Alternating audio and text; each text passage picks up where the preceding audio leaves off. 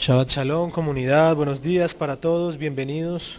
Todos los que nos acompañan hoy por primera vez, sean bienvenidos a la comunidad Yobel. Somos una comunidad, una congregación de familias alrededor del estudio de las Escrituras, de la creencia y fe en el Mesías Yeshua, Jesús, el Mesías del Eterno dado a todo el mundo como el único y suficiente Salvador. Sean bienvenidas las personas que nos acompañan. Los niños pueden subir a su clase que está dispuesta especialmente para ellos. Así que todos los chicos que están pueden subir. Los profesores han dispuesto la parashá de hoy, Vayigash, para ellos. A veces a uno le gustaría de pronto ver cómo es que ellos la ven, ¿no? Y hasta uno de pronto entiende mucho más. Es una bendición poder tener este ministerio siempre apoyando la enseñanza de nuestros niños. Hoy es 9 de Tebet del 5773, en la fecha secular equivale a 22 de diciembre del 2012. Como pudimos hablar el Shabbat pasado, aquí estamos.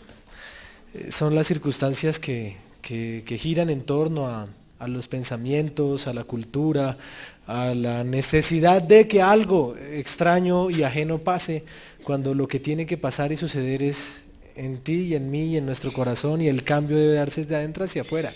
Ahí es en donde vamos a revolucionar y cambiar el mundo y entrar en una nueva era, cuando tú y yo decidamos realmente vivir en convicción nuestra fe y transmitirla a todos nuestros familiares, sobre todo en estas fechas tan particulares que se vienen, fechas para algunos difíciles, algunos pues tienen tiempos de pronto recuerdos y demás que lastimosamente se aprovechó dentro de nuestra cultura fechas como la Navidad, el Año Nuevo, para reunirse en familia, y lo que usted extraña o lo que añora realmente no es ni la Navidad ni el Año Nuevo, sino es el compartir en familia, y esos son los recuerdos que quedan marcados, y no necesariamente tiene que haber fechas o momentos especiales del año para que esto se dé. Y es más bien aprovechar cada instante y cada tiempo que el Eterno nos da para hacer de ese instante y de ese tiempo con nuestra familia, con nuestros seres queridos, momentos especiales. La parashá de hoy es la número 11 de las 54 porciones que hay, y está en el libro de Génesis, Bereshit, capítulo 44, del versículo 18 hasta el 47:27. Génesis 44:18 al 47:27, que hemos acabado de leer. Para las personas que de pronto nos acompañan por primera vez, este es un tiempo de lectura comunitaria de la palabra en la tradición católica, que es de donde pues la mayoría de nosotros o nuestros familiares vienen y conocieron, digamos, de la fe y demás. Se acostumbraba a hacer una lectura particular el domingo, y esa lectura era igual en todas las iglesias del mundo. Esto la Iglesia Católica lo tomó de la tradición hebrea, que acostumbra a leer una porción especial en todas las sinagogas y en todas las comunidades del mundo se lee esa misma palabra. No así, lastimosamente, dentro de la tradición cristiana protestante o evangélica, en donde pues no hay un orden para leer la escritura de una manera comunitaria, sino simplemente se escogía un versículo y de allí se sacaba o desarrollaba una enseñanza. Dentro de la tradición hebrea es hermoso saber que hay tiempos establecidos para, de una manera comunitaria, no solo nosotros, sino a nivel mundial.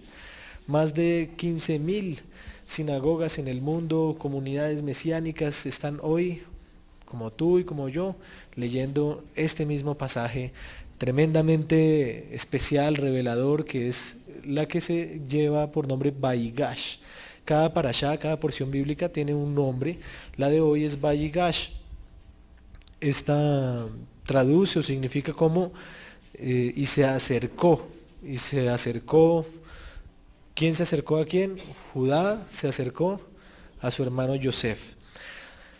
La Haftará que leímos, que es la porción de los profetas, está en el libro de Ezequiel, Yehezqueel, capítulo 37, versos 15 al 28, y alude a los días del Mashiach, en donde después de la resurrección de los muertos, ya que el pasaje de Ezequiel 37, del verso 1 al 14, habla de ese valle de huesos secos que van cobrando vida, y es una alusión a la resurrección de los muertos. vendrá la unión de Yehudá con Yosef, del pueblo judío con el pueblo representado en Yosef. ¿Por medio de quién? De Efraín, porque en la Haftará dice que toma la vara de Judá por un lado y toma la vara de Efraín por el otro. Efraín fue uno de los hijos de Yosef y que tomó un rol importante en un momento de bendición especial de Jacob. Eso lo vamos a ver con la ayuda del Eterno en la parashá que viene el próximo Shabbat, cuando el papá cruza los brazos y bendice al menor como si fuese al mayor y al mayor como si fuese al menor, y desde ahí Efraín tomó un rol preponderante en la historia de Israel y se conoce como la casa de Efraín o de Israel. Al norte representaba 10 tribus de las 12 tribus de Israel, y las otras dos eran precisamente Judá con Benjamín, porque se van a dar cuenta en la parashá de hoy que Judá, de una manera única y especial, intercede por Benjamín, da su vida por Benjamín, y esto hace que este par de medio hermanos, porque eran pues hermanos por parte de papá más no de mamá, empiecen a vivir y a tener una comunión muy especial hasta el día de hoy. Se cree que en Israel, el actual Israel, la mayoría de judíos que hay en Israel, y sobre todo de corrientes religiosas, son de la tribu de Judá y de Benjamín. Y el resto de tribus, pues está la famosa pues historia de lo que hemos todos oído de las 10 tribus perdidas.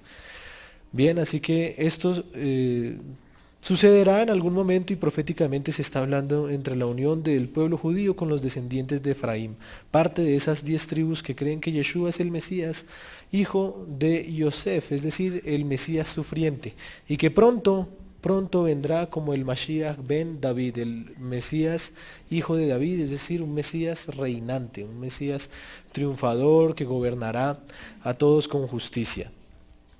Esa fue escogida como Haftará precisamente porque es en este pasaje de la Torah que se menciona la reconciliación y unión de los hermanos con Yosef.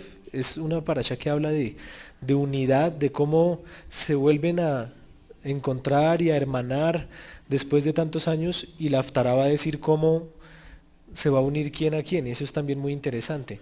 En la parashá de hoy es Judá quien se acerca a Yosef, pero en la Haftará, ¿cuál vara es la que se une a cuál otra? En la Haftará dice que la vara de Efraín se unirá a la de Judá, entonces ahí hay una actitud recíproca y que debe ser de ambas partes, el de desear acercarse el uno hacia el otro. Por eso usted de pronto, si se está preguntando, ¿y por qué ahora pues toda esta tradición de contexto judío dentro de nuestra fe? ¿Por qué? Porque nos estamos acercando a ese encuentro y a esa vara, y de una manera interesante vamos a empezar a entender lo que vivíamos en nuestra fe y a practicar como hijos del Señor, como parte de su pueblo, lo que Él estableció en sus escrituras y lo que está establecido para nosotros. El nombre de la porción de hoy, conforme a la antigua costumbre hebrea de llamar a cada pasaje con la palabra que comienza, es Vayigash, que se puede traducir como y se acercó. La raíz de esta palabra Vayigash en el hebreo viene de una palabra que es Nagash, y Nagash se traduce de varias formas. Miremos cuáles. Por ejemplo, el venir o acercarse con algún propósito. Entonces vino o se acercó. En un eufemismo también puede relacionarse con el hecho de acercarse a una mujer con el propósito de acostarse, o también alguna forma de referirse de acercarse con el deseo de atacar, o también se puede entender como adorar, o presentar, o aducir. Y hay toda una cantidad de acepciones: acercar, acudir, alcanzar, apartar, ir, juntar. Entonces vemos como toda una cantidad de palabras, de acepciones, de expresiones nos pueden dar un poco el sentido del acto que hizo Judá con Yosef, que de una u otra manera era un acto de humildad y de doblegarse ante el que yo voy a presentarme. ¿Sí? El hecho de ir ya implica una decisión, ya implica el haber tomado acción en algo. Muchas veces nosotros somos ¿cómo decirlo?, muy poco activos, que estamos a la espera de que el otro sea el que venga. Yo por qué tengo que ir, o yo por qué tengo que ser el que empiece a hablar que hable ella, que hable él primero, que se acerque él o que se acerque ella, ¿acaso fui yo? Y no, aquí aprendemos de la parashá que debe haber una actitud siempre positiva y de actuar. Así tú hayas sido el perjudicado, acércate. Y eso va a permitir que las cosas se solucionen. De la parashá de hoy vamos a aprender algunas cosas hermosas y una de esas es esta capacidad y esta elocuencia que se debe tener y se debe pensar antes de hablar y de actuar, que está excelentemente representada en Judá. Judá se acerca de una manera impactante y especial con unos argumentos y vuelve a contar toda la historia. En la parashá de hoy está hilando y conectando la parashá anterior solo con el único propósito de demostrar que hay veracidad en sus palabras, de que lo que él está diciendo es tal cual como están sucediendo las cosas, y eso le ayuda a Yosef a darse cuenta de que en realidad él está hablando con verdad. Si se fijan, es casi que una paráfrasis de la parashá pasada en boca de Judá. Y él empieza a relatarle, y mi Señor dijo esto, y nosotros hicimos aquello, y ¿por qué vuelve a repetir todo lo mismo? Porque es una de las características que debe tener aquella persona cuando desea argumentar ante otro, y es recapitular adecuadamente las cosas. Es decir, mire, así es que está sucediendo esto para que usted pueda darse cuenta en dónde estamos ahora y qué es lo que pueda estar pasando y cómo podamos solucionar esto. Entonces es bien interesante. La palabra Vayigash aparece 5 veces en la Torá, únicamente 5 veces. De ahí que se haya escogido como un título para una parashá, ya que pues no es muy común y solo se referencia, digamos, cuando uno habla de Vayigash a este pasaje de Génesis 44:18. Pero la primera vez que aparece Vayigash es en un contexto interesante, es en Génesis 18:23. En Génesis, Bereshit, capítulo 18, versículo 23, vamos a ver que es alguien acercándose a alguien con un propósito en particular. ¿Qué dice Génesis 18:23? ¿Se acercó quién? Abraham. ¿A quién? Al Señor. ¡Wow! Esto es hermoso.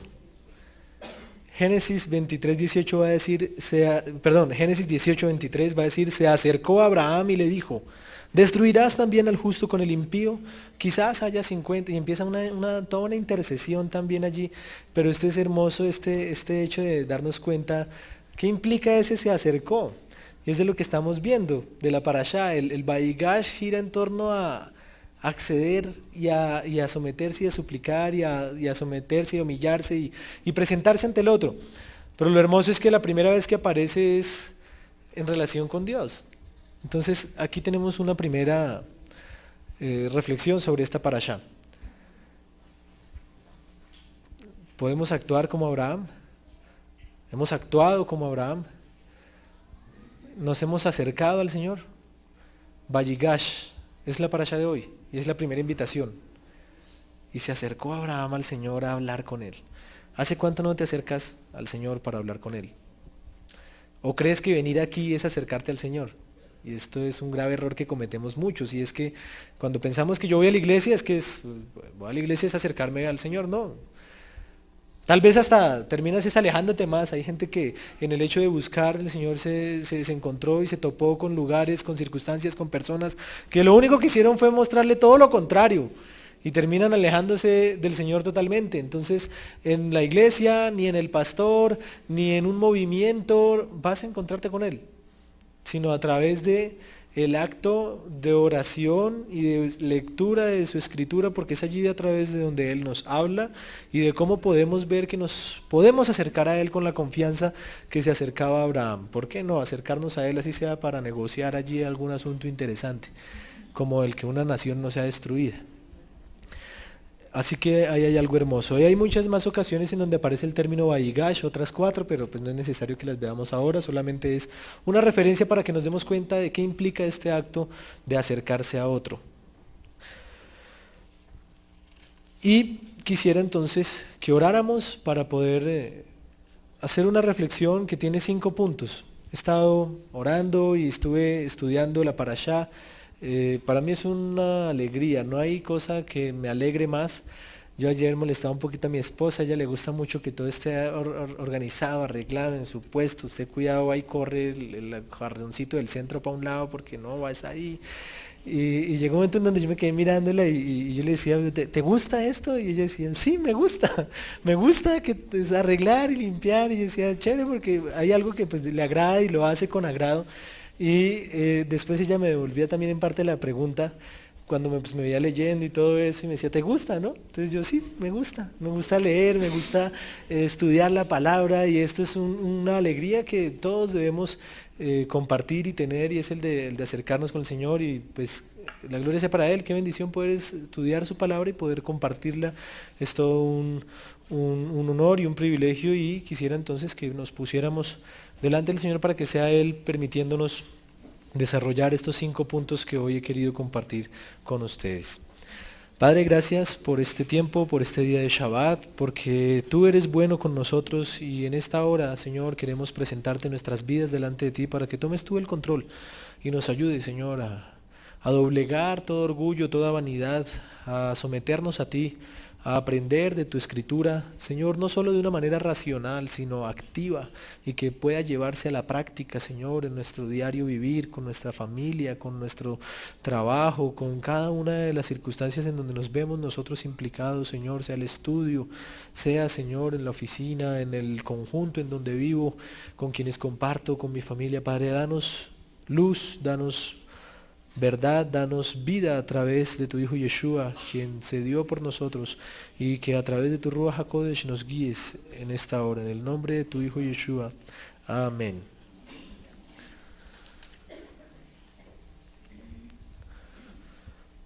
Cuando inicia la parashá en Génesis 44, Bereshit 44, 18,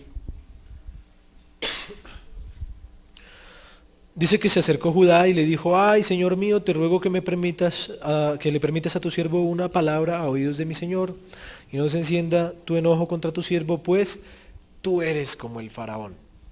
Entonces aquí empezamos algo interesante que se desarrolla en esta parashá y es el saber argumentar. No es ser, como decimos nosotros dentro del argot popular, lambericas o empezar a echar cepillo y decir cosas que no son, sino emplear los términos adecuadamente y argumentar adecuadamente. La parashá de hoy nos enseña a saber negociar. Hay que saber negociar.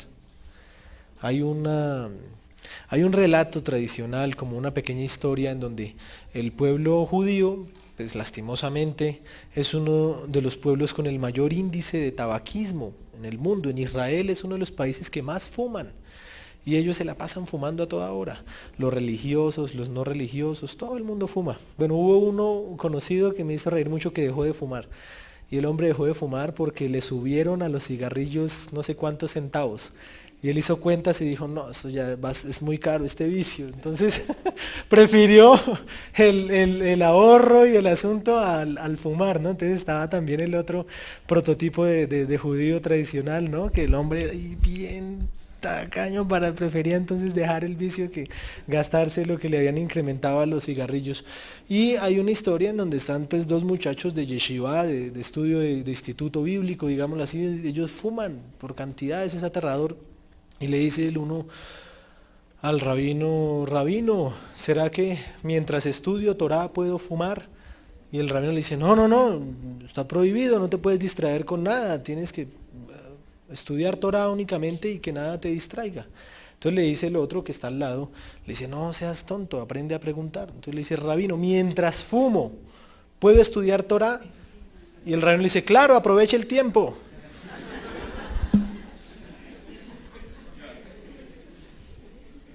Es un pequeño ejemplo de ver cómo planteamos las cosas.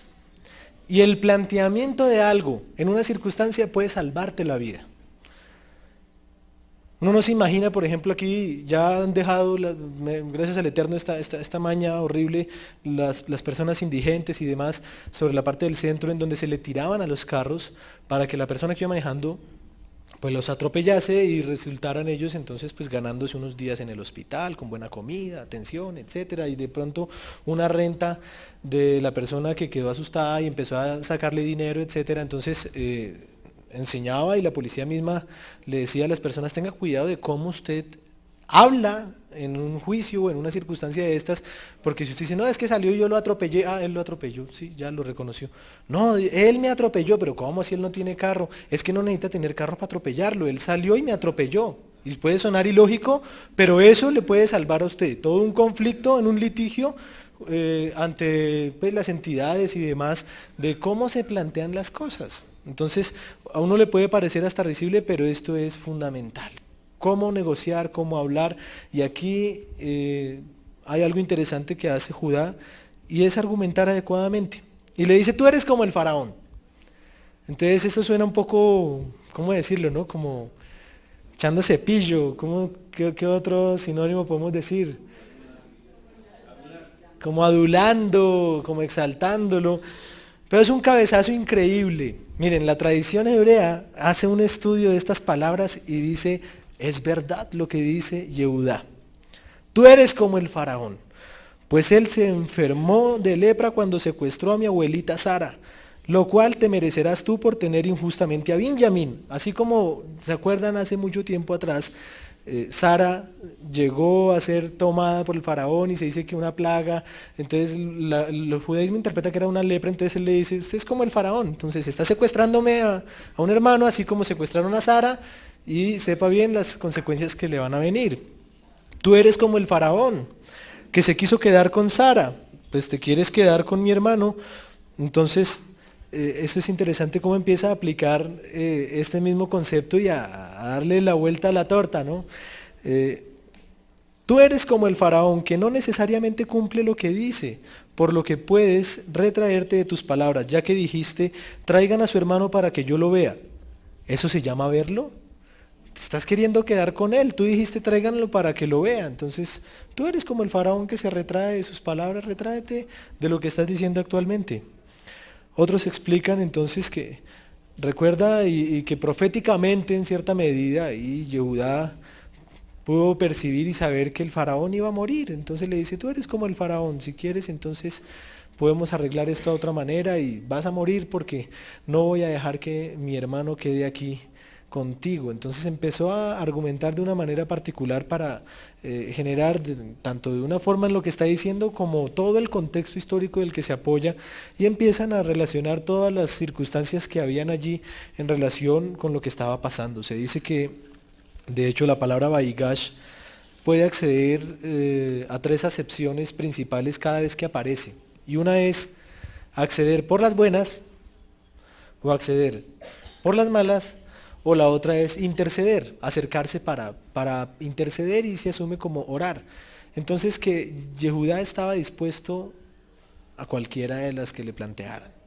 ¿Sí? Entonces eso es chistoso porque claro, los Midrashim que se apoyan en Judá y los Midrashim son relatos paralelos, digamos, al texto bíblico, son como comentarios de los rabinos de hace mucho tiempo. Dicen que Judá eso era pues el guerrero que a él le daba miedo, Yosef, etcétera, que Yosef estaba asustado pues porque Judá era tremendo guerrero, etcétera, pero es más como por exaltar su personaje, hacerlo casi como un héroe, pero gira en torno más bien es a que supo acceder a su hermano y supo plantearle todas las variables posibles de si él se quedaba o no con Benjamín. En las palabras de Yehudá había conciliación para Benjamín, para Yosef y para sus hermanos, demostrando cómo entregaba su vida por Benjamín, cosa que no habían hecho con el otro hijo de Rachel.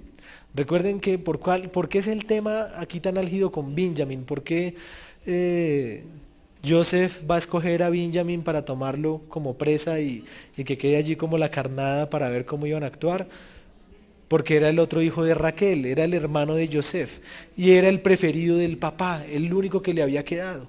¿Qué había pasado antes? Que antes no habían hecho nada por Joseph, habían decidido meterlo en un pozo, decirle mentiras al papá, o sea, se habían confabulado para lo malo.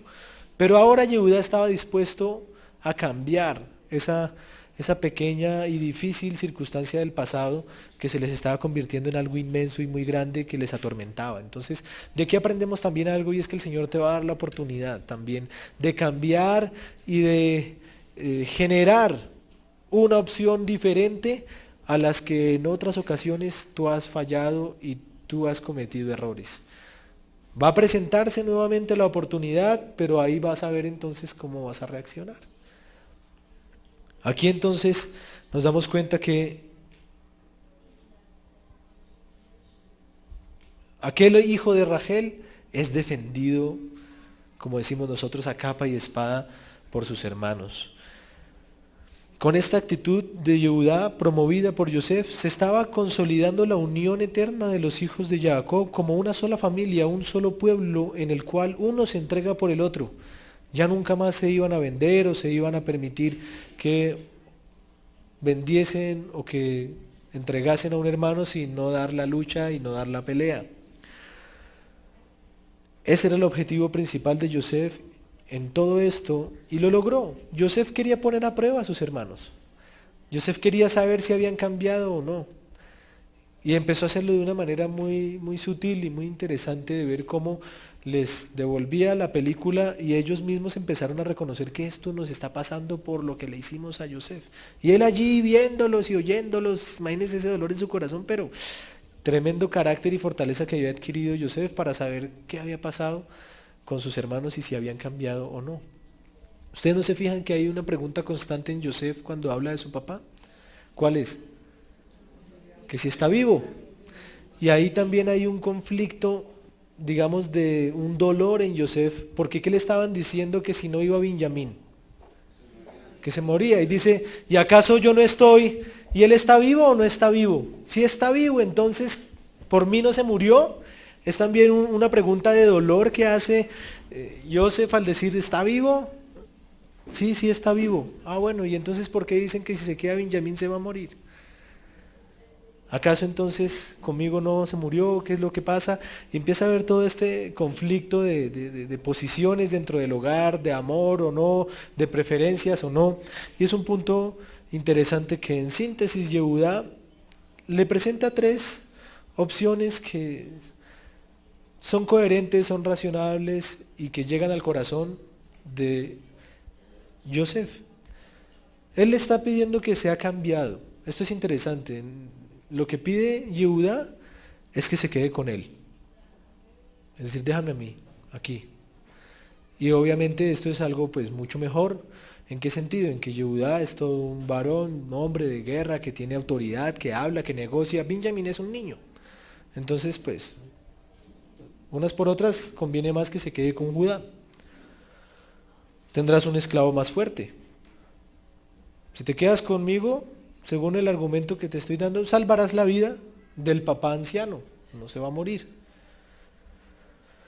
Y a mí me salvarás del pecado porque yo le prometí a mi papá con mi vida que él iba a volver. Entonces le da como tres alternativas y demuestra a través de diferentes formas que su corazón ya ha cambiado y que ya no van a abandonar a Benjamín. Y cuando te llegue a ti la oportunidad tienes que tener presente y claro eso y saber argumentar.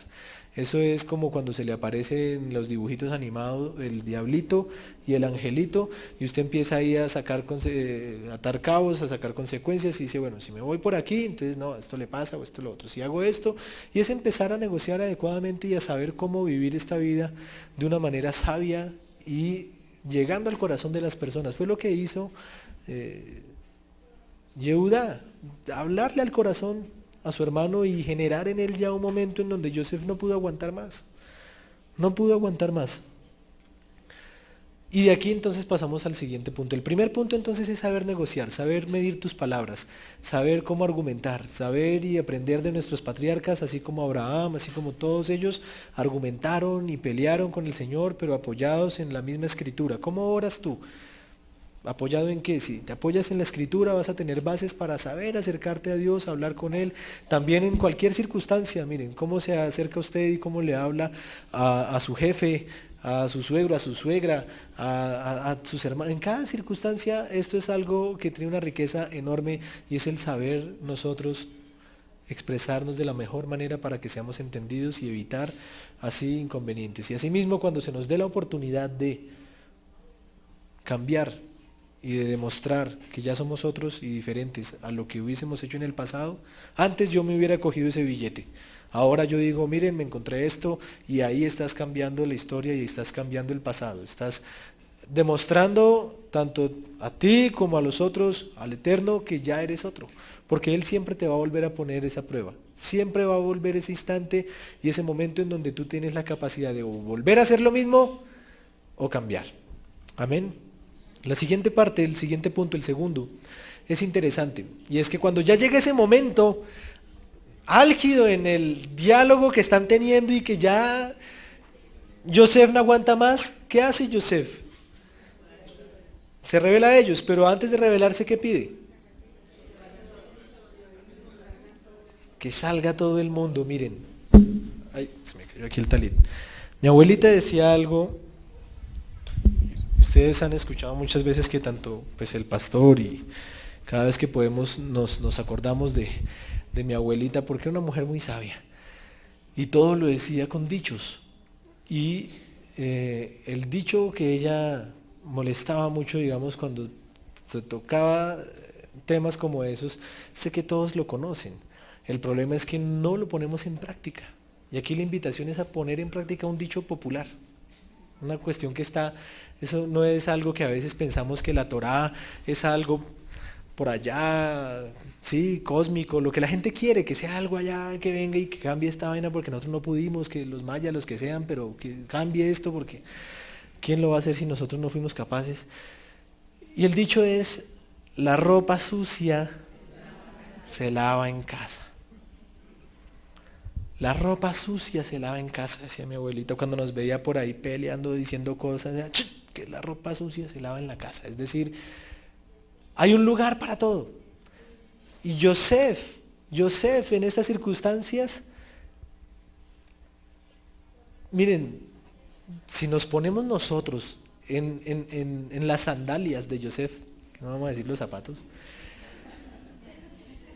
este es el momento del desquite total. Esto es cuando la novela ya se va a acabar y entonces eso, humilla a la que lo humilló y es el desquite total, la venganza. Aquí Yosef pudo haberles dicho y hecho y actuado y esto, y ¿saben qué hace? Guarda la dignidad de su familia. Guarda la dignidad de su familia al lugar donde la familia va a llegar. ¿Usted se imagina?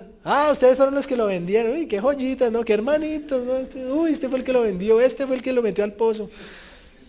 Y eso ya había pasado hace como 20 años atrás, 22 años atrás. Entonces, ¿qué hace Yosef?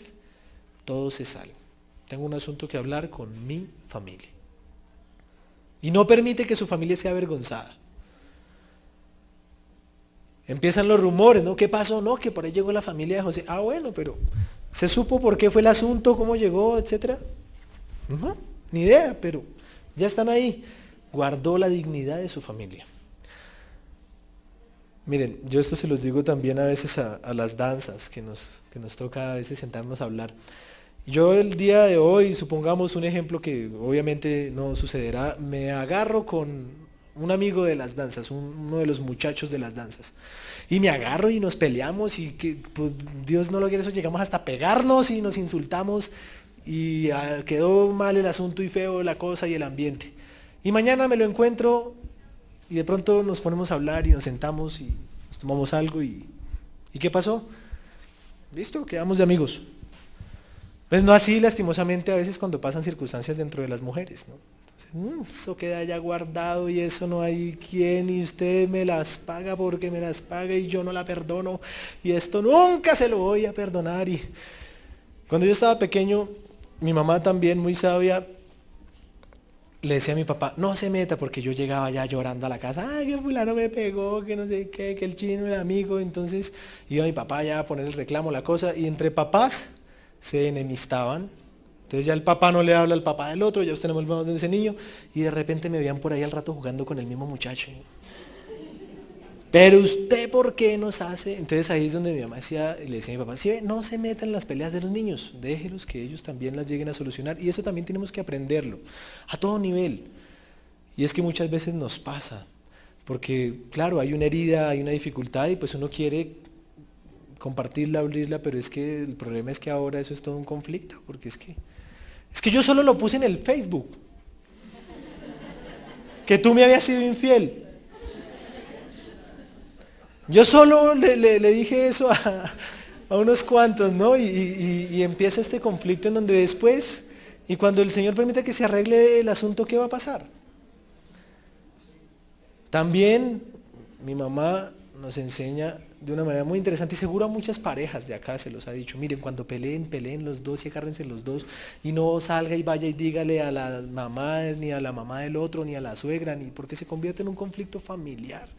Y eso hay que aprender a solucionarlo. Entonces hay que aprender a tener esa intimidad y esas circunstancias de, no es fingir, no es decir mentiras, es ser sabios. Y eso nos lo enseña la parashá. Aprende a callar.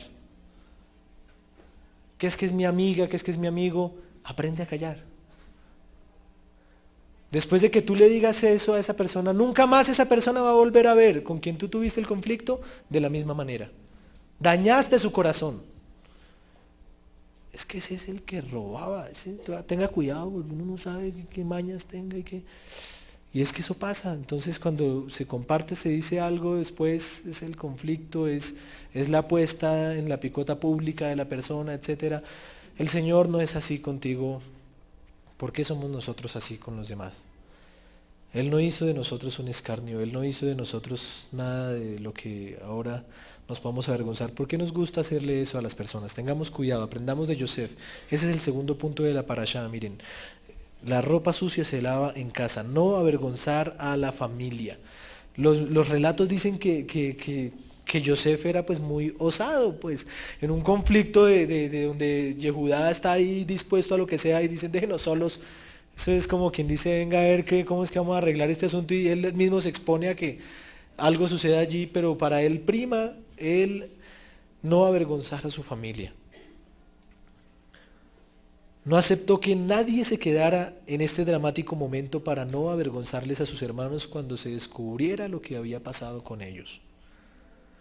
Aquí se manifiesta la plenitud de la categoría de Yosef, que cuidó al máximo no exponer sus hermanos a la vergüenza, a pesar de que era el momento más oportuno y delicioso para saborearlo, decide tragárselo y respetar a su familia, a sus hermanos, y no exponerlos a una venganza de una manera incómoda ante los que ahora iban a ser sus vecinos. Ellos lo habían traicionado, él tenía todos los argumentos a favor para decir y vengarse y exponerlos, pero no lo hizo. Yosef consideró el prestigio de su familia, ya que si se enterarían que fue traicionado por sus propios hermanos, se hubiera negado a ofrecerles residencia a este tipo de gente. Hay cosas que tú mismo eres el que te está haciendo daño. Cuando tú dices eso, cuando tú vas y comentas y lavas la ropa de la casa en otros lados, tú eres el que te estás perjudicando y dañando y es tu imagen y eres tú el que está sufriendo. Hay que aprender a tener cuidado con ese tipo de cosas. Hay que aprender a ser sabios, hay que aprender a hacerle caso a esos refranes populares. Tiene todas las ventajas para vengarse, tiene poder, tiene autoridad, es decir, está puesto en el lugar que más cómodo no podría ser para él. Devolvérselas todas y reírse y señalar y así lo quería ver. Y es que muchas veces es lo que decimos, ¿no? Y nos gozamos en ese instante. No, si es un instante que no es bueno, que todo lo contrario, es el aprender a perdonar y al que eso pase y dejar que eso no nos haga ya más daño. No lo hace. Trata de convencer a sus hermanos de que no tiene ningún rencor contra ellos, o sea, todo lo contrario. Les planteas el asunto de que eso fue lo mejor, tranquilo, esa circunstancia ayudó para bien. La clave para eliminar rencores es saber que nadie me puede hacer daño sin autoridad del cielo. Ojo, la clave para eliminar rencores es saber que nadie me puede hacer daño sin autoridad del cielo. Por lo tanto, todo lo que me sucede, Dios lo ha hecho a través de personas. Es difícil, es algo muy difícil, pero es como el Señor trata con nosotros. Y es que es a través de personas, es a través muchas veces de la familia. Otro dicho que decía mi abuela es que no hay cuña que más apriete que la del propio palo. Pero entiende y aprende a perdonar y saber que fueron herramientas del Señor para enseñarnos algo. ¿Cuál es la clave ahí entonces? Saber qué es lo que tengo que aprender. Y entender y ver esa circunstancia como algo positivo, como algo que me está ayudando. Estas son las palabras de Yosef que dejan un mensaje trascendental para la historia de la humanidad. Dice el versículo, todas las cosas nos ayudan para bien, todo. Por difícil y compleja e inexplicable que sea la circunstancia, se dice en hebreo, Gamzu letová. Gamzu letová es, para algo bueno será esto, porque ¿cómo más puedo yo entender esta circunstancia? Eso es en la película El violinista en el tejado, cuando se va a casar con el sastre, la hija mayor. Él dice, bueno, lo que me preocupa es que peor de como están no pueden estar. Entonces de aquí para adelante todo será para bien. Ya más abajo no pueden empezar. Entonces algo sucederá y será para bien. Ese es un punto hermoso, entonces es el segundo punto. El tercer punto que quisiera compartir, comunidad, con ustedes es algo interesante. Este es un punto muy corto, pero trascendental en lo que estamos hablando. Póngale atención a esta frase, a esta máxima a la que llegaron los rabinos. Yosef llegó como esclavo para ser rey. Ellos como reyes para terminar como esclavos. Yosef llegó como esclavo y terminó siendo el segundo al mando, un rey. Y como rey mandó llamar a sus hermanos y vengan y el carruaje y la cosa. Y ellos llegaron como reyes. Y terminaron como esclavos. Y dicen entonces los sabios y los rabinos, es el Eterno quien controla el mundo y no las personas. Es el Señor quien pone y define el destino y es quien quita y pone reyes y es quien decide qué sucede con nuestras vidas y no nosotros. En el sentido en que queramos hacer todo un plan y orquestar y proyectar y escribir y hacer, llegar a un momento en donde si eso no es conforme al plan del Señor. Hay hermoso relato en el libro de Santiago de Jacob, en donde dice, usted está hablando y está diciendo que va a hacer y que va a dejar de hacer y que mañana iremos y volveremos y mejor dicho usted ya tiene planificada hasta la boda del nieto que no ha nacido. Pero si el Señor no está en esos planes, no hay nada. Dice, en vano trabajan los albañiles si el Señor no es quien vela allí esta guardia.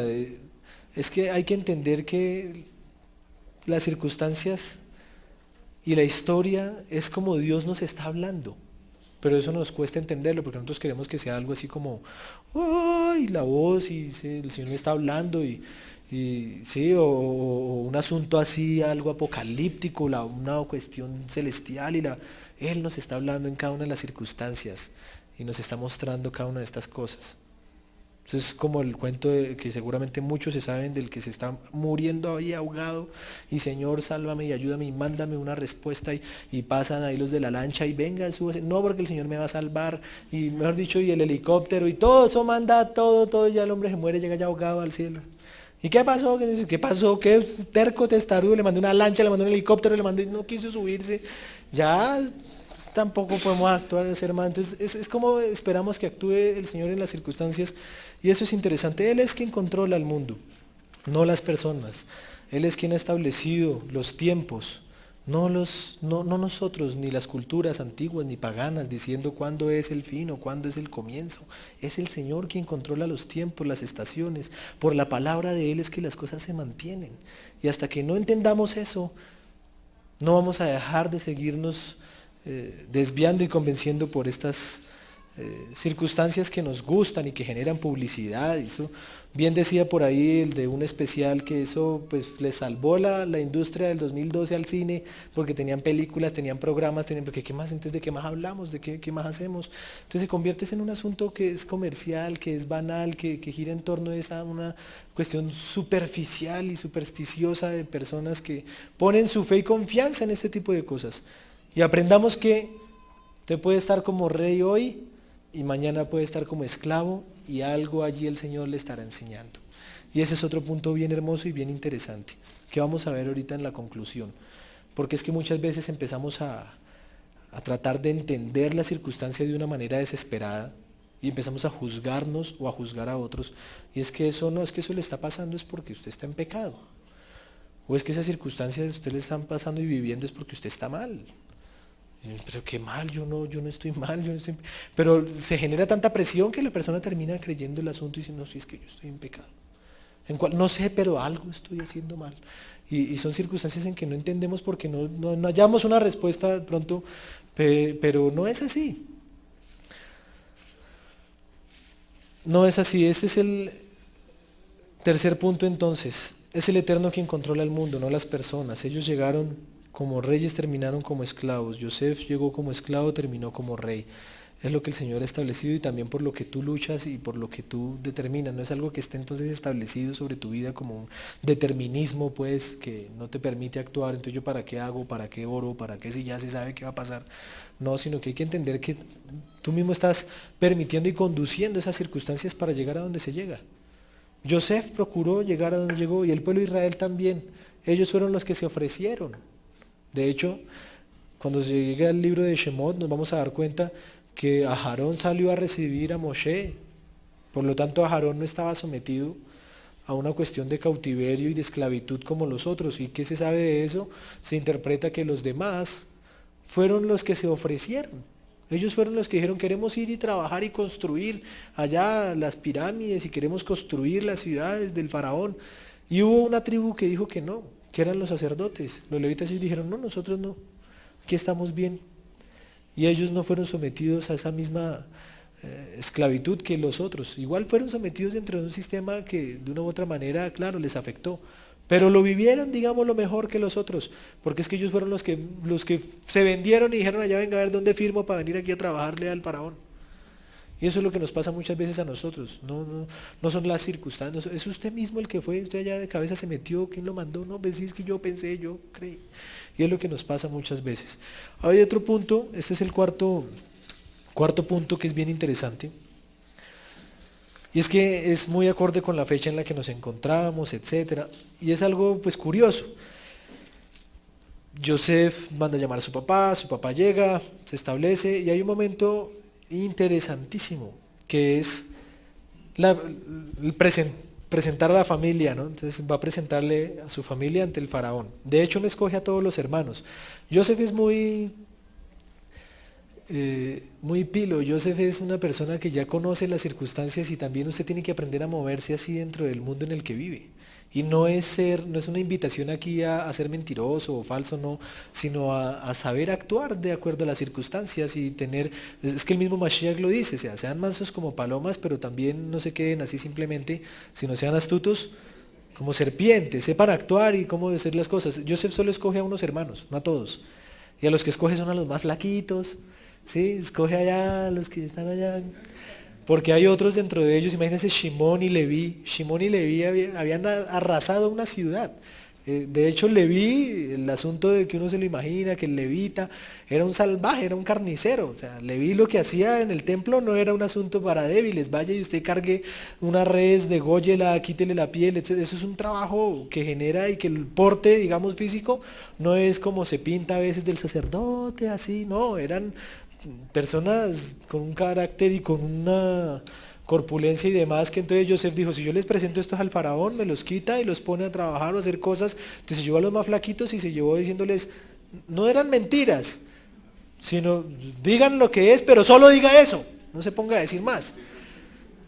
Y los presenta ante el faraón, etcétera. Después de que presenta a los hermanos, llega un momento interesante en donde presenta al papá. Capítulo 47, verso 7. Yosef introdujo también a Jacob su padre y lo presentó delante del faraón. Eso es increíble, ¿sí? Porque ya hay historias anteriores en donde demuestran un poco cómo ha sido ese contacto de Abraham con el faraón, etcétera, en la época de Sara y demás. Isaac nunca salió de la tierra, pero sí tuvo un contacto con un rey que era Abimelech, que también le generó un conflicto, etcétera, con Ribca. Y ahora le tocaba a Jacob ahí frente al faraón.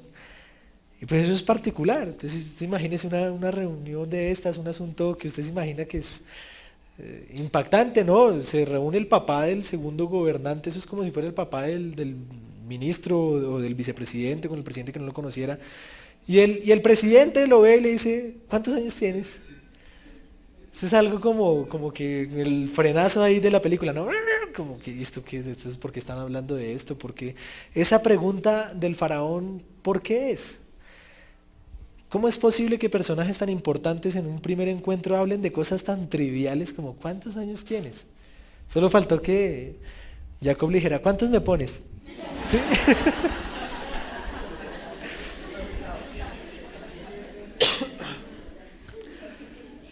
Explican nuestros sabios que Jacob y el faraón eran no solo dos personajes, sino dos filosofías, dos formas de ver el mundo, dos, llamémoslo, religiones, dos percepciones de divinidad.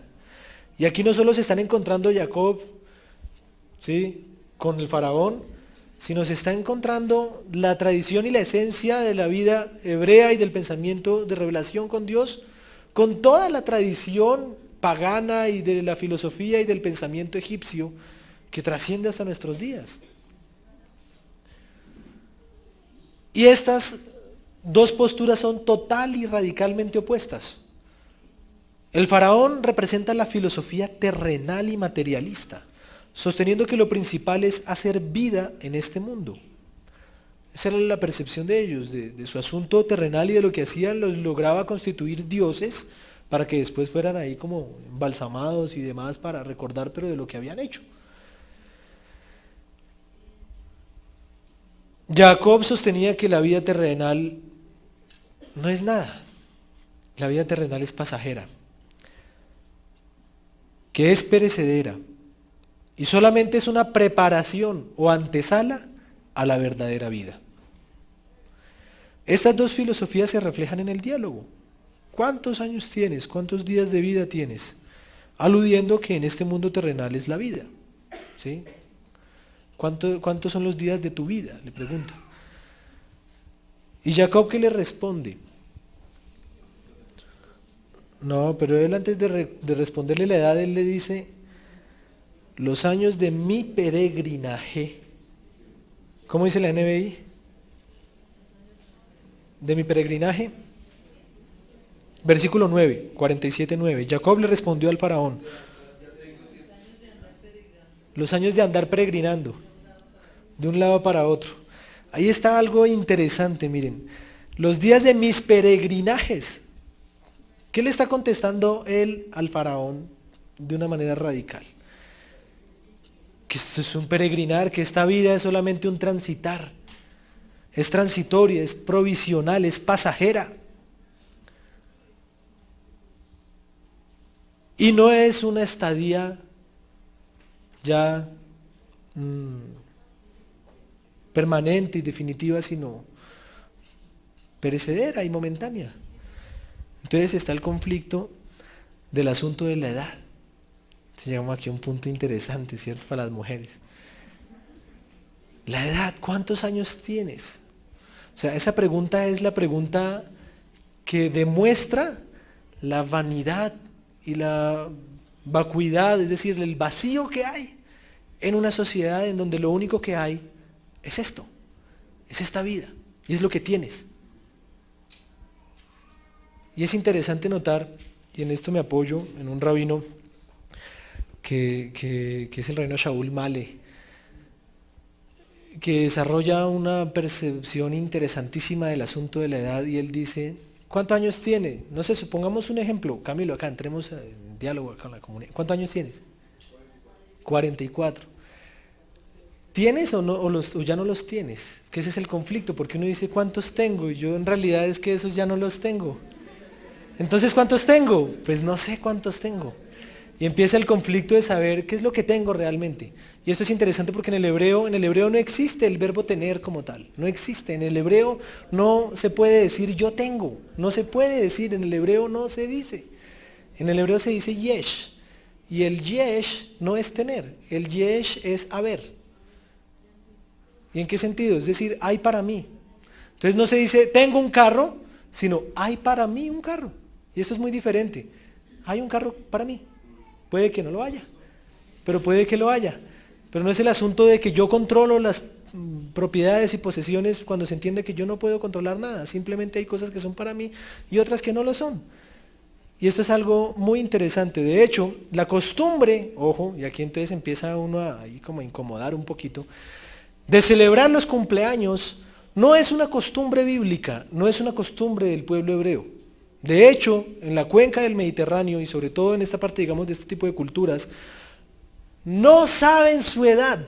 Usted le pregunta a determinados clanes o tribus árabes o, por ejemplo, beduinos que hay en Israel o aún culturas dentro del pueblo judío que estaban por allá en un micromundo en el Yemen, que eran los judíos yemenitas. Pues yo debo tener entre 37 y 40 porque mi hermano mayor debe tener entre 40 y 42 y el otro debe tener entre 28 y 30. Yo debo tener más o menos entre esos años. Porque no es un asunto ni un afán de saber la edad. Y el conflicto y el tema de la edad es muy radical, sobre todo desde la filosofía occidental y desde el pensamiento, digámoslo, de qué tengo, cuánto tengo, ¿sí? Y como en un afán y una carrera de cuánto me queda y de contar los días. Entonces, desde la perspectiva hebrea les voy a regalar un versículo particular que tal vez muchos conocen, pero de pronto no hemos entendido de esa manera, y es que Salomón, si fuese él quien lo escribió, que es lo probable, en Eclesiastés capítulo 7 va a decir: mejor es la buena fama que el buen perfume, y mejor es el día en que se muere que el día en que se nace. Mejor es ir a la casa de luto que a la del banquete, porque ese es el fin de todos los hombres, y el que vive lo tendrá presente en su corazón. Entonces la tradición hebrea prefiere conmemorar y contar los años es de la muerte, y a partir de la muerte, y esto es muy fuerte entre la tradición hebrea, y se conmemoran los aniversarios de fallecimiento de las personas, y el Kadish, etc. Ellos piensan mucho en el momento en que se muere, porque dice: el que nace, es que ni siquiera toca celebrarle el cumpleaños al que nació porque ese no hizo nada. Si acaso toca es darle un regalo a la mamá, que fue la que se esforzó y que lo trajo aquí al mundo, porque es que, ¿qué fue lo que usted hizo? Nada, salir. Y eso, que ni quería ni salir, usted, chino barraco. Entonces está el conflicto de ver qué es lo que se celebra. Que tengo un año más, o que ya no lo tengo, o ¿cómo se ve este asunto y esta perspectiva? Y esto es muy interesante porque desde la perspectiva hebrea, entonces realmente cuando una persona muere, se sabe qué fue lo que hizo. Y se puede saber si realmente aprovechó o no aprovechó su vida, qué legado dejó. Allí es en donde se puede celebrar algo o definitivamente ni siquiera recordar.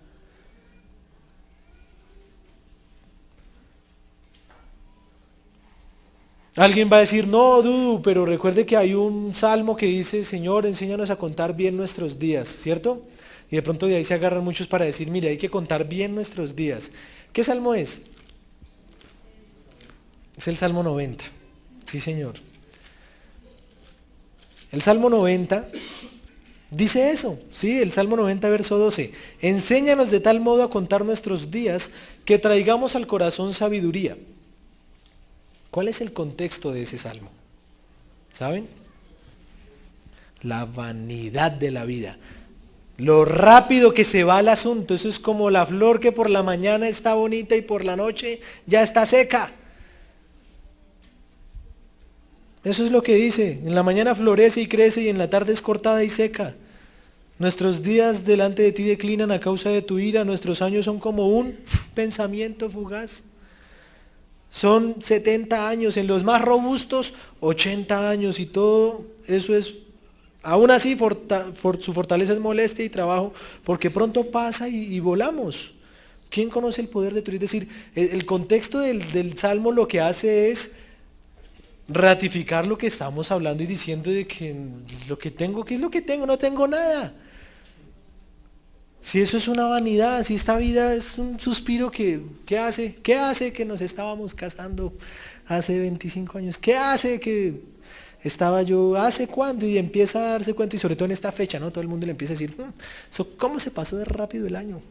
¿Qué hace que empezamos el año? Y no es otra manera de mostrarnos que hay algo interesante, y es que, como les decía, dentro de la tradición hebrea, no se celebra o no era común. Actualmente ya, miren, Israel ya uno no puede poner como punto de referencia, porque ya Israel se cuenta entre las naciones, lastimosamente. Es decir, ya no es un punto de referencia como en la época bíblica, ¿sí? Todo lo contrario, nos demuestra es que tan asimilados están a las otras tradiciones y culturas. Seguro a lo mejor después Jacob terminó contando sus años, etcétera. Igual él sabía el tiempo que llevaba y el que comenta con el faraón. Pero no era una costumbre o no era muy común. En la Biblia solo se habla de 2 cumpleaños, en toda la Biblia. Uno en el Antiguo Testamento y uno en el Nuevo. Y los 2 cumpleaños, ¿saben? Están relacionados ¿con qué? Con muerte. Porque en Génesis 40:20 es el cumpleaños del faraón. ¿Y sabe qué le gustaba que le dieran de regalo? Muerte de algunos de sus empleados. Ese era el regalo. Génesis 40:20 dice, al tercer día, que era el día del cumpleaños del faraón. Esta es la primera y única vez que aparece cumpleaños en el Antiguo Testamento. Primera y única vez que aparece el término cumpleaños en el Antiguo Testamento. Y habla del faraón. El faraón, dice, el rey ofreció un banquete a todos sus sirvientes y alzó la cabeza del jefe de los coperos y la cabeza del jefe de los panaderos en presencia de sus servidores. Alzar la cabeza era contar, censar, es ver, venga, ¿cuántos tengo para ver? Mate alguno.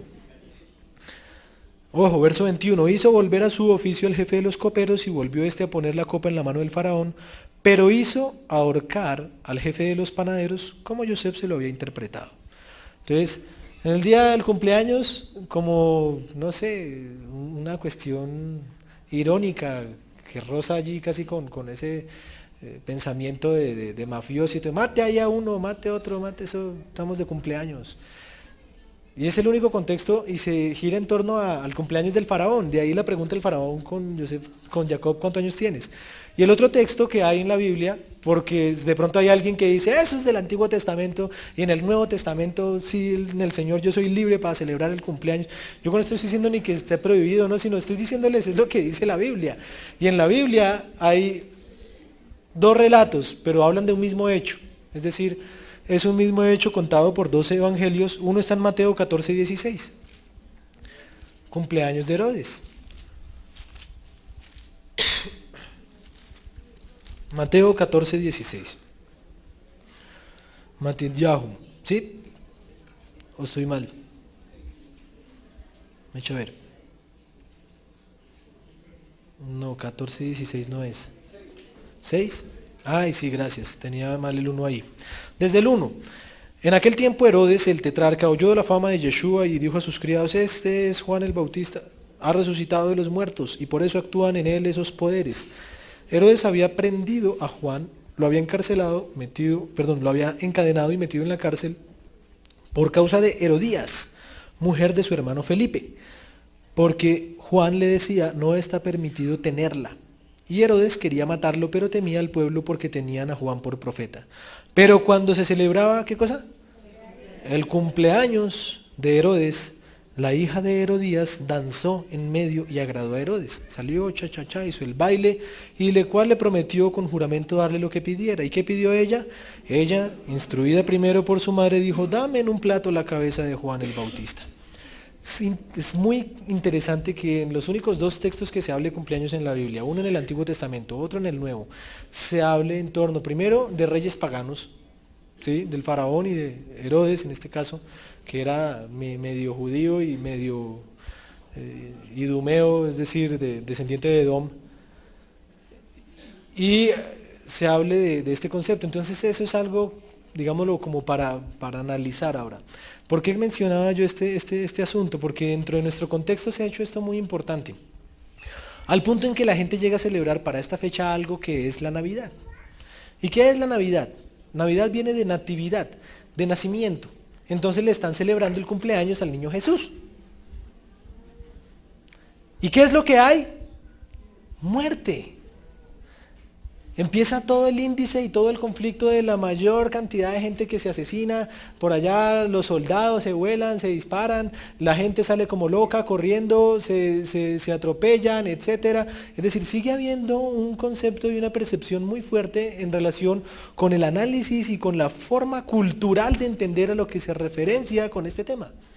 Y esto es interesante, que eso es lo que la gente celebra. Ahora, desde la perspectiva hebrea, ¿es más importante el día cuál? El de la muerte. Y entonces, ¿a cuántos tenemos celebrando o conmemorando o entendiendo lo que sucedió con Yeshua? No, eso sí ya se lo dejamos solo para los que son bien católicos, el que le gusta disfrazarse de Jesús, el que le gusta esto, pero no entendemos qué es lo que sucede allí, y ahí está el mensaje más importante en relación con este tiempo en particular que vivimos. Y es que, ¿cuál nacimiento? Ni siquiera fue en esta fecha, en esta época. Si la contextualizamos, es interesante que se desarrolla dentro de una festividad. Pero el eje de la vida y desarrollo de Yeshua fue alrededor de su muerte, y su mensaje se desarrolló y hasta el día de hoy nos salvó y nos bendijo fue por su muerte y resurrección. Sí, claro que para que eso sucediera es importante que nazca.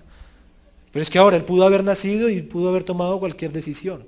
Lo trascendental está en ese suceso y en ese momento de cómo se ven las cosas. Entonces, en realidad, ¿cuántos años tienes? No sé cuántos años tenga.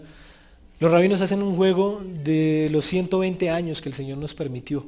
Entonces hacen la resta, ¿sí? Entonces, estábamos hablando de 44, entonces dicen, bueno, 44 menos 120, me alcanzan a quedar, ¿cuántos? Como 80 y 78, no, sí, 76 años.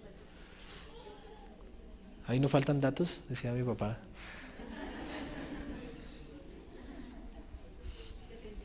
Dentro de este concepto empezamos a darnos cuenta que no es lo que tengo, es lo que puedo generar y llegar a tener con la vida, con los años, porque pueden pasar toda una vida, pero ¿qué estás dejando? ¿Cuál es tu aporte? Es curioso que los años que vivió Jacob allí, él llega con 130, de hecho los rabinos y toda la interpretación le da palo y le da muy duro, porque él dice, pocos y malos han sido mis años, y se empieza a quejar ahí con el faraón. Él no aprendió lo de que la ropa se la banca, no, él empezó a quejarse allá con el faraón, y se dice que por eso se le acortaron los años de Jacob, porque él murió con ¿cuántos años?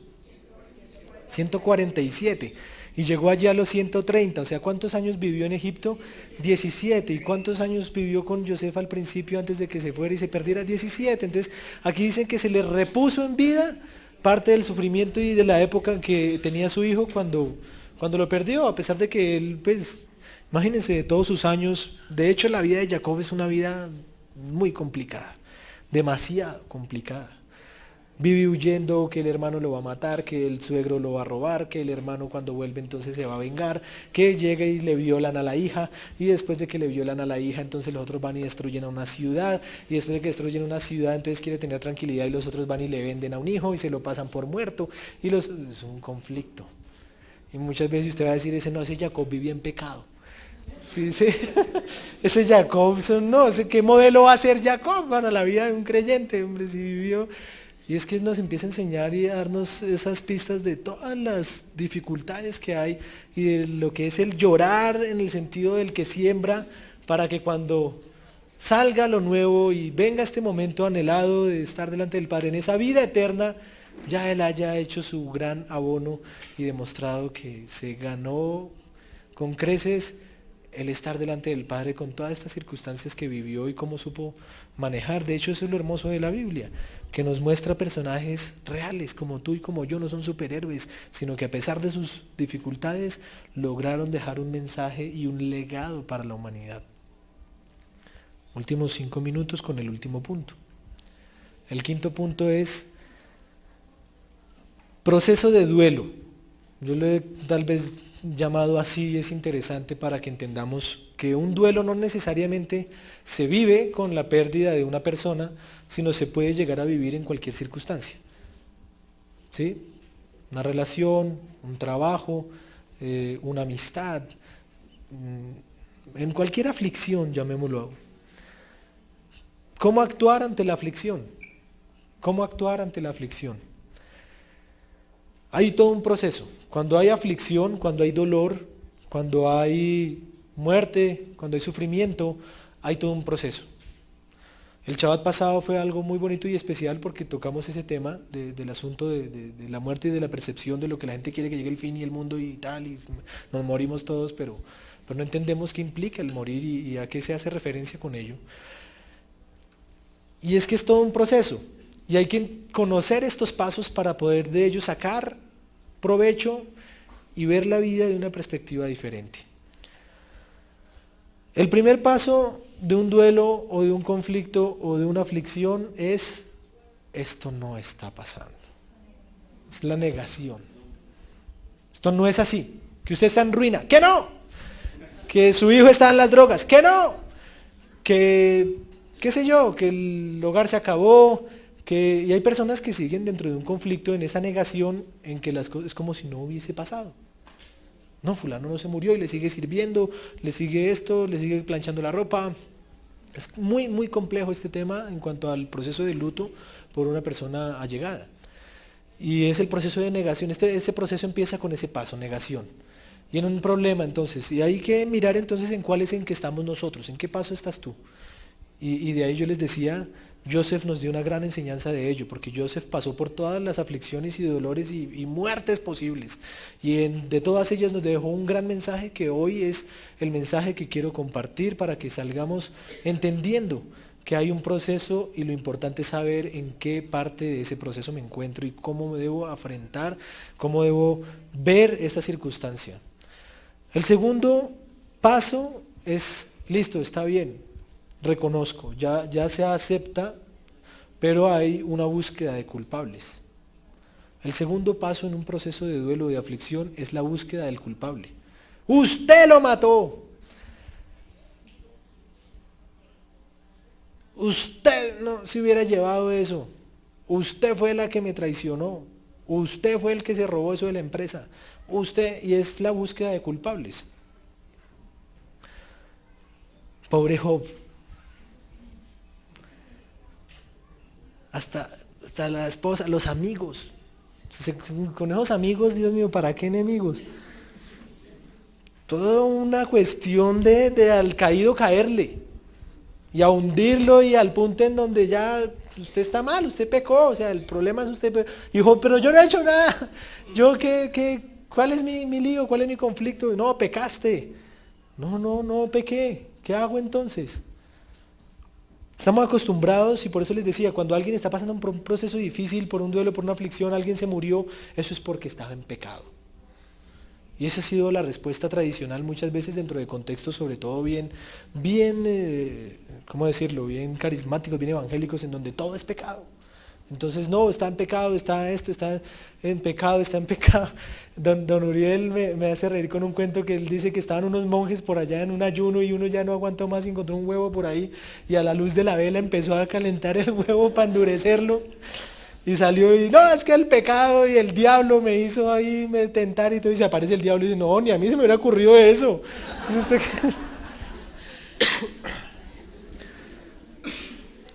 Porque es la búsqueda de culpables. Entonces, y ojo que esto dentro de un contexto creyente es un dolor muy fuerte, ¿no? Entonces, no, eso le pasó porque usted está en pecado. No sé cuántos oyeron eso en alguna ocasión de su vida. Y los discípulos tenían ese mismo conflicto.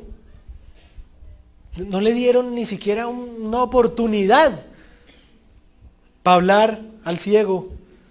Porque le preguntaron de una a Yeshua, ¿quién pecó? ¿Este o sus papás? O sea, de que pecó, pecó. Que si está ciego es porque pecó. Y si no fue él, fueron los papás, pero fue porque pecaron. ¿Y qué nos va a enseñar el Mashiach al respecto? Dice, no, ni ese ni sus papás. No le echen la culpa todo al pecado. Hay circunstancias que son para qué. ¿Cuál fue la respuesta de Yeshua? Para que el nombre del Señor sea glorificado en esa persona. Y hay que entender y ver las circunstancias. Ojo, ahora no estoy diciendo entonces que no haya pecado y que entonces no haya consecuencias del pecado. Claro que las hay. Pero es que en eso se ha escudado el mundo creyente.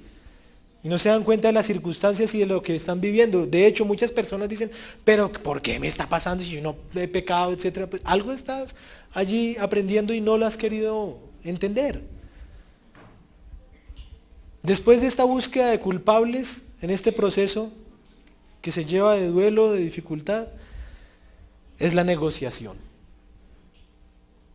Yo hubiese puesto mi vida en lugar de, yo hubiera preferido que me echaran en vez de a, yo hubiese, porque es que les recuerdo, el duelo que uno vive y la aflicción la vive es uno, no el que ya se fue, el que ya no está, el que echaron de la empresa ya se fue y usted fue el que quedó ahí con el asunto que si era por usted o no, o la circunstancia, es decir, eso siempre sale al encuentro del otro, no de la persona misma. Y quien genera y pasa por este proceso es quien está en contacto con ello y entonces empieza el asunto yo hubiera. Y es un proceso de negociación y de querer a ver y cómo entonces yo trataba o trato de solucionar. Y ese nos va llevando a un punto trascendental que es el momento del llanto, del silencio, es el siguiente paso y es el de llorar y el de morir también a eso. La figura de Yeshua llorando es algo difícil de entender, pero es que nos muestra la humanidad y el contexto en el que se está cuando fallece alguien.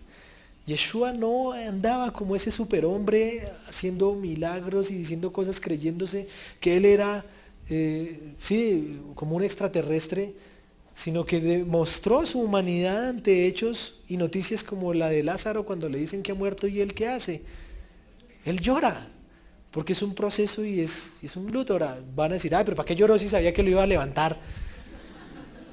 No, porque es que ahí es en donde radica este proceso de fe y de entender que todo es un proceso. Y hay momentos para llorar y hay que llorar en esos momentos.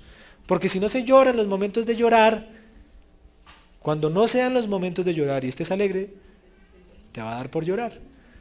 Te va a dar por sufrir porque en algún momento eso tiene que salir y es algo natural y no es malo y es de guardar silencio y es de aprender a callar, a llorar y a tener esa muerte y aceptarla y entenderla, esa aflicción, ese problema. Créanme que Yosef en la cárcel tuvo que haber pasado muchas noches llorando, en la soledad, en la dificultad, con cada uno de estos procesos, negociando, mirando, buscando culpables, los hermanos, etcétera. Hay puntos dentro del duelo que son conjeturas o supuestos. Evítelo, por favor, al máximo. Evite hacer conjeturas, evite hacer suposiciones. ¿Qué hubiera pasado si Joseph no va y los visita? Otra sería la historia. Pues sí, pero es que eso no fue lo que pasó y lo que pasó ya es esto y viva esta realidad. Porque empezamos a decir, es que si no hubiera ido en ese viaje, es que si no hubiera pasado, es que si no, y es que si esto, y la película paralela no existió. Entonces, esto es un punto en que debemos en la posibilidad, esto como digo, muchas veces se dice rápido, pero eso para que se interiorice es complejo, es difícil. Yeshua mismo es nuestro mejor ejemplo. No haga conjeturas, no haga supuestos. Y el último punto y principal dentro de todo este proceso, no quiere decir entonces que, como ya tengo yo una lista del proceso, entonces cuando llegue el momento o si lo estoy viviendo me voy a saltar al último. Porque es que entienda que es un proceso. No es una matriz de probabilidades. Y es que eso es lo que nosotros queremos. No, dígame qué es lo que yo tengo que hacer para tener plata. No, es todo un proceso. Pues que yo quiero llegar ya allá. No, es todo un proceso. Y así son las cosas en el Señor. Entonces entendamos y empezamos a vivir más bien este proceso adecuadamente. Y Joseph lo entendió, tuvo que entenderlo, no tuvo otra alternativa. Y ahí es en donde es el eje fundamental de la parashá. El eje y el corazón de la parashá está en la aceptación de lo que sucedió. La aceptación es fundamental. Ese es el último paso del proceso. Acéptelo. ¿Cómo se acepta? ¿Sabe cómo se acepta una aflicción, un dolor, una enfermedad? Cada una de estas circunstancias adversas que se nos presentan con una pregunta fundamental. Esto lo hemos oído muchas veces, se los digo, pero es que es necesario que se nos repita tanto porque es que cuando llega ese momento eso se nos olvida y si no se ha interiorizado es difícil poderlo vivir. Eso es como cuando uno tiene que ejecutar el programa, ya sé qué es lo que tengo que hacer, tengo que aquí poner enter a esto. Y no es el preguntar el por qué, sino el para qué. Sí, esto lo hemos oído todos, pero ahora, ¿cuántas veces realmente lo hemos preguntado y lo hemos empezado a vivir? ¿Para qué? ¿Para qué esto? ¿Para qué? ¿Para qué se murió fulano? ¿Para qué se perdió esta relación? ¿Para qué? ¿Para qué pasó esto? Al final se entenderá. Esto es apasionante. Dentro de toda la historia del desarrollo que tenemos del pueblo de Israel, arranca con Génesis, la creación del universo, de toda la humanidad, y termina con la aceptación de una dificultad que dio paso a la creación del pueblo de Israel. El libro de Bereshit termina en el capítulo 50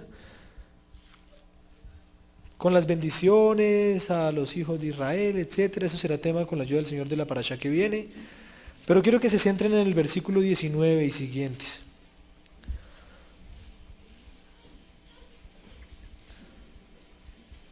Bereshit 50, 19 dice, pero Yosef les respondió, no teman, pues ¿acaso estoy yo en lugar de Elohim? Ustedes pensaron hacerme mal, pero Elohim, ¿qué hizo? Lo encaminó a bien para hacer lo que vemos hoy, para mantener con vida a mucha gente. Esa era la medicina que aliviaba el dolor de Yosef. Ver el para qué fue todo el proceso que él tuvo y darse cuenta de que para salvar a mucha gente el Señor hizo que él pasara por lo que pasara. Vio el motivo, vio el porqué, vio una opción, dentro de su sufrimiento vio una alternativa y era el de salvar mucha gente. Y así concluye el libro de Génesis.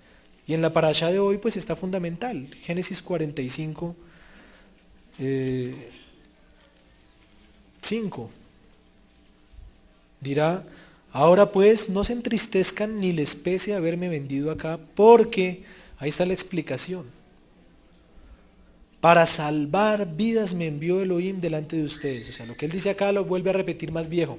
Aquí recién se estaba encontrando con ellos, más adelante en el capítulo 50 ya está para morirse. Y él no cambió nunca esa percepción y entendió que hubo un propósito en su sufrimiento. Y esto es fundamental. Al final se va a entender la cosa. Ay, pues es que yo quiero saber en qué termina la película. Pues véasela hasta el final. Si ustedes de los que les gusta que se la cuenten, pues es muy aburrido. No tiene pasión en su vida, no le gusta experimentar, ver las circunstancias, los procesos. Cuando se da sentido al sufrimiento, ojo, cuando se da sentido al sufrimiento, el sufrimiento desaparece. Cuando se da sentido al sufrimiento, el sufrimiento desaparece. Dígaselo esto a una mamá que después del trabajo de parto le ponen su bebé. No existe sufrimiento, se olvida el dolor, de todo el proceso, lo difícil, porque hay un sentido para sufrir. Y es ese dar a luz, el dar vida. Pero si no tenemos un sentido dentro de nuestra dificultad, dentro de nuestro dolor, dentro de nuestro duelo, vamos a estar en un eterno conflicto y sufrimiento. ¿Saben cuál es la causa principal del sufrimiento? El apego.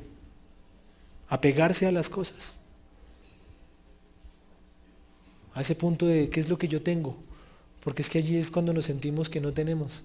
Y cuando entendemos que no tenemos, que ni siquiera mi vida me pertenece, empiezo a entender y a darme cuenta de que, pues, de qué me voy a enojar. Si esto era un préstamo, estoy es más bien aprovechando ese préstamo al máximo. Dele sentido a su sufrimiento. Busque un porqué. Hay un relato de un hombre que acude a un psicólogo porque ha muerto su esposa y él no lo soporta, es algo muy fuerte. Y entonces cuando llega ante el psicólogo, él le dice, bueno, por lo que está pasando, y esta persona le dice, piense por un instante en que la que hubiese muerto hubiese sido su esposa. O sea, no, perdón, usted y no su esposa. A ella le hubiese costado, hubiese difícil. ¿Para usted ha sido difícil? Y él dice, sí, no lo puedo soportar casi. Y él dice, bueno, probablemente ella no hubiera podido soportar esto que usted está soportando. Piensen que usted asumió algo por ella. El hombre cambió su semblante y entendió que de pronto la esposa no hubiese soportado lo que él estaba soportando con la pérdida del otro. Y es darle un sentido al sufrimiento y a las dificultades. Y fue el que empezó a ver Yosef en su vida. Yosef dijo, hay que darle un sentido a esto, por algo fue, lo importante es encontrarlo. Y volvemos y no es algo repetitivo, es algo que el Señor ha insistido en mi corazón y es ese tema de encontrar el propósito y de ver cuál es entonces el propósito de lo que estoy viviendo, de lo que estoy haciendo y del por qué lo hago. Y allí poder encontrar un lugar especial en donde ese dolor y esa dificultad se cambiará en alegría, en gozo, se entenderá y se aprovechará a cada instante y se podrá gozar. Cuando se reconoce ese propósito de la aflicción y se le da sentido al sufrimiento, desaparece. Eso es lo que nos enseña la palabra. Yeshua mismo en el momento del madero dio un mensaje aterrador, porque allí siempre, y es interesante, ¿cuántos habían junto con Yeshua en el madero? 2. Y esos 2, ¿saben cómo se pueden interpretar? Como esas 2 opciones que tú tienes en tu vida. De aceptar y reconocer el sufrimiento y darte cuenta que hay un propósito en él, o seguir como un testarudo y no aceptarlo. Si eres tú, bájate, etcétera. El otro le dice, hermano, pero nosotros estamos aquí por algo que hemos hecho. Es decir, ya ahí él tiene un proceso de que ha aceptado, ha reconocido, y ya al final hay una esperanza, le dice, pues, antes más bien tenemos una oportunidad. Y Yeshua le dice a él algo también hermoso en donde dice, ok, has pasado aún en el último instante de su vida, allí entendió y reconoció un propósito de su sufrimiento y hubo salvación para aquel que estaba allí. Y eso es un reflejo para nosotros. ¿Cuál de los 2 eres tú? ¿El que está juzgando, criticando las circunstancias, el que está alegando y peleando con Dios por lo que está pasando? ¿O el que entiende que hay un propósito en lo que está sucediendo, como Yosef lo entendió, y le quiere dar un sentido a ese propósito? Y es una vida eterna, es entender que hay para nosotros mucho más que este mundo material, que si se acaba o no se acaba, etcétera. Es lo que podemos ver de este mensaje de la parashá de una manera especial. Si usted está pasando por un proceso de un duelo, de una dificultad, si hay una enfermedad, encuéntrese en qué paso va y fíjese una meta y procure en oración acercarse al Señor, que es la parashá de hoy, Vayigash, y se acercó y busque el sentido y el propósito del por qué está sucediendo lo que está sucediendo. Y seguro el Señor nos contestará y nos dará una esperanza y nos dará un motivo para entender que todo en Él actúa y obra para bien. Amén. Padre, gracias por tu palabra, por este tiempo. Yo te pido, Señor, que nos ayudes a entender que tú tienes un propósito en la forma en cómo actúas. Ayúdanos, Señor, a argumentar, a saber negociar, a hablar adecuadamente en cada circunstancia de nuestras vidas. Perdónanos, Señor, si hemos sido imprudentes con las circunstancias que tenemos en nuestra vida. Ayúdanos, Padre amado, a ser sabios en cómo manejamos nuestras relaciones dentro de nuestro hogar, a cómo somos sabios, Señor, en nuestra relación en pareja, con nuestros padres, Señor, aún en el trabajo. Ayúdanos a ser sabios, a aprender de Yosef, que no avergonzó a su familia. Perdónanos si hemos avergonzado a nuestra familia, Abba. Yo te pido, Señor, que nos permitas entender que tú tienes el control de las circunstancias. Ellos, Padre amado, tal vez ni se imaginaban que llegaban en una condición de realeza y de amistad con el faraón para después terminar siendo esclavos.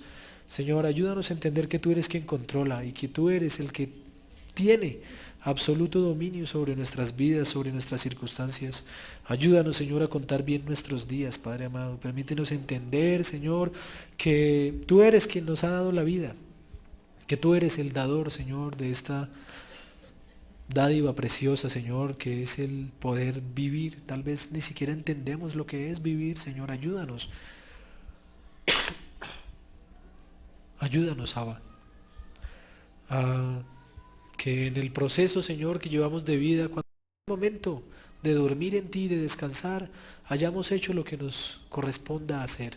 Que pasemos este proceso, Señor, adecuadamente y que enseñemos a nuestros familiares, a nuestros hijos, esposa, esposo, a que no dependan de nosotros, a que no vivan en relación con nosotros, sino que seamos parte de sus vidas de una manera especial, al punto, Señor, en que entendamos que cada uno de nosotros tiene un propósito, una meta y un fin también.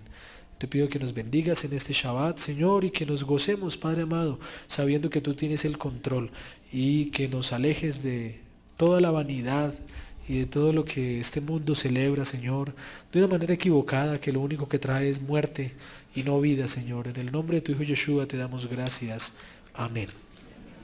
Shabbat Shalom, comunidad.